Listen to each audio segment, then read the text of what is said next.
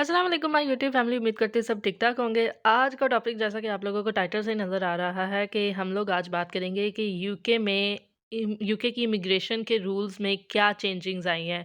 New UK immigration rules क्या हैं, उसके बारे में आज हम लोग डिस्कस करेंगे। कौन से वीज़ा में फ़ीस में इंक्रीज़ हुई है, स्किल वीज़ा में क्या हुआ है और डिफरेंट डिफरेंट जो रूल्स इमिग्रेशन ने अपडेट किए हैं, उनके बारे में बात करेंगे। यार, ये ड्यूविड कवर कितना प्यारा लग रहा है। सबसे पहले जी आप लोग मेरा ड्यूविड कवर चेक करें, आपकी बहन ने नया लिया। माशाल्लाह से। अच्छा, तो चलिए जी अपने बैक टू द टॉपिक। बिस्मिल्लाहिर्रहमानिर्रहीम। अच्छा, हम लोग बात कर रहे हैं कि यूके इमिग्रेशन के जो रूल्स हैं, वो हर दूसरे दिन जो है ना यूके की गवर्नमेंट एक नया चेंज लाती है, एक नई पॉलिसी इंट्रोड्यूस करवाती है, नए रूल लेके आती है, जिसकी वजह से जो है ना लोगों की लाइफ में बहुत ज़्यादा इम्पैक्ट पड़ता है। और ये जो रूल है, जो चेंज हुआ है, इससे जो है ना ऑलमोस्ट चाहे वो यूके में रह रहा है, चाहे वो यूके में आने लगा है या नहीं है, जो भी सीन है वो सबको इम्पैक्ट करने लगा है, स्पेशली नंबर 1 रूल जो है, ठीक है? तो कुछ रूल्स जो है ना इम्प्लीमेंट हो चुके हुए हैं। 23 अक्टूबर से जो है ना ये रूल्स सबको इम्पैक्ट करेंगे, सबको, ठीक है? तो सबसे पहले जी नए रूल जो हैं हमारे पास हम लोग जो कर रहे हैं उनको मैं बताती चलूँ। हमारे पास सबसे पहले है इंक्रीज़ इन वीज़ा फ़ीस। जैसा मैंने आपको बताया कि ये इम्पैक्ट जो है ना 23 से जो है ना सबको करने वाले हैं, इम्प्लीमेंट हो चुके हुए हैं रूल, गवर्नमेंट ने कर दिए हुए हैं। सितंबर में भी यूके में कुछ रूल्स इंट्रोड्यूस हुए थे, लेकिन ये जो है ना इम्प्लीमेंटेशन जो है ना इनकी अभी होगी, 4 अक्टूबर से हो चुकी हुई है, लेकिन 23 से जो है ना ये रूल्स फॉलो कर दिए जाएँगे, ठीक है?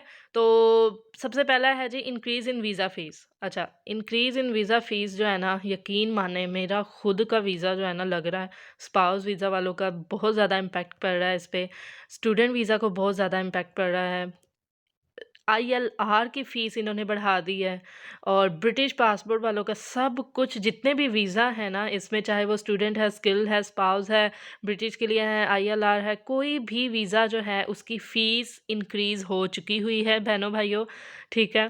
तो आप लोग अगर यूके से देख रहे हैं, पाकिस्तान से देख रहे हैं, इंडिया से देख रहे हैं या कहीं से भी देख रहे हैं, आप इसको ज़हन में रखिएगा कि ये इमिग्रेशन के जो रूल्स हैं वो चेंज हो चुके हुए हैं। ये नहीं सोचना कि इतने में मेरा बंदा या बंदी आ जाएगा, अब नहीं, ऐसा नहीं हो सकता। अब चेंज हो चुकी है फ़ीस, जो कि 2000 तकरीबन फ़ीस थी, वो अब जाके कहीं 3000 तक हो गई हुई है। अभी मैं जैसा कि आपको स्क्रीन पे भी नज़र आ रहा है, इनमें से जो ज़्यादातर वीज़ा यूज़ होते हैं वो student visa, spouse visa, indefinite leave to remain और जी ब्रिटिश सिटीज़नशिप और ब्रिटिश पासपोर्ट के लिए, ठीक है? तो जैसा कि आप लोगों को यहाँ पे नज़र आ रहा है, आप लोग इसका स्क्रीनशॉट भी ले सकते हैं और आप लोग इसको जो है ना अपडेट ये होती रहती हैं, तो आप लोग वहाँ पे जाके इनकी वेबसाइट पे जाके भी इसको चेक कर सकते हैं।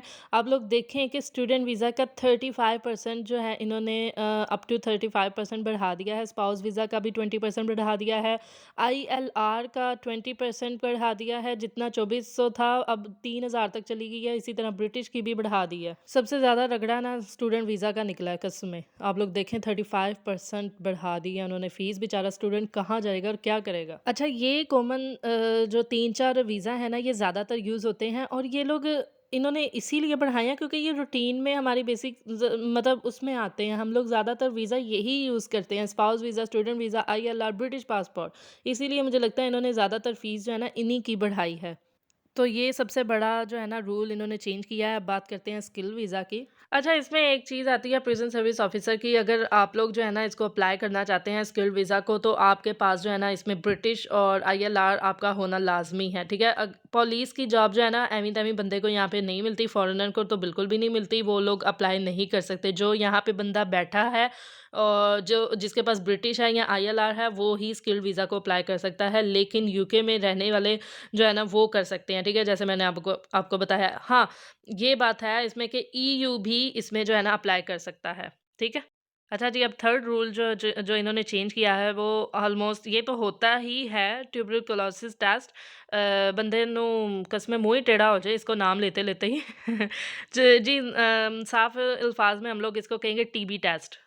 लेकिन आपने बोलते हुए इसका मुँह टेढ़ा नहीं करना, सिंपल आप टीबी टेस्ट इसको कह सकते हैं। कोई भी किसी भी वीज़ा पे जो भी आ रहा है, अब वो उसको उसे ये टेस्ट लाज़मी करवाना है। स्पाउस वीज़ा तो लाज़मी करवाता है, मैंने खुद करवाया हुआ है।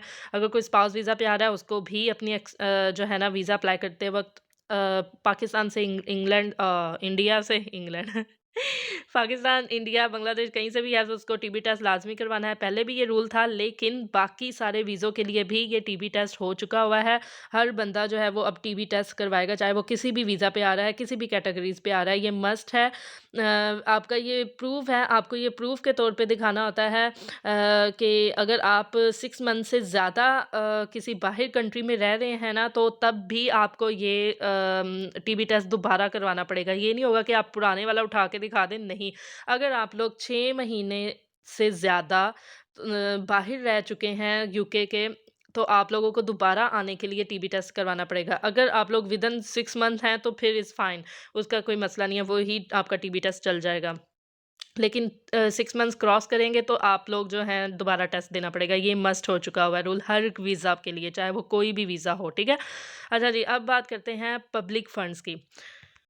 पब्लिक फंड से मुराद ये है कि आप जो हैं वो नेशनल नहीं है, तो आप पब्लिक फंड्स भी नहीं ले सकते, सिंपल सी बात है। यानी कि आपको नेशनल पब्लिक फंड लेने के लिए होना पड़ेगा, ठीक है? और इमिग्रेंट्स भी नहीं ले सकते।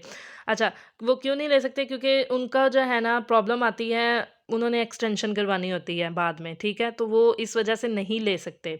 आपको पहले ब्रिटिश होना पड़ेगा, अब नेशनल होना पड़ेगा यहाँ का, इस वजह से आप जो है ना पब्लिक फ़ंड ले सकते हैं। अगर सपोज़ किसी की बातों में आके आपने जो है अप्लाई कर दिया, कैलकुलेशन किसके थ्रू आपकी किसी भी कैलकुलेशन के थ्रू आपको जो है वो फंड्स मतलब आप हो भी सकते हैं।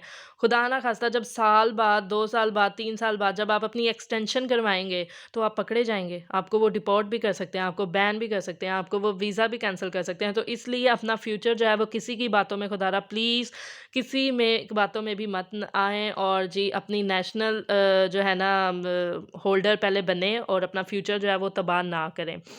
किसी की बातों में आना नहीं है, पहले आप लोगों ने नेशनल होना है तभी आप पब्लिक फंड्स को जो है ना अब अप्लाई कर सकते हैं।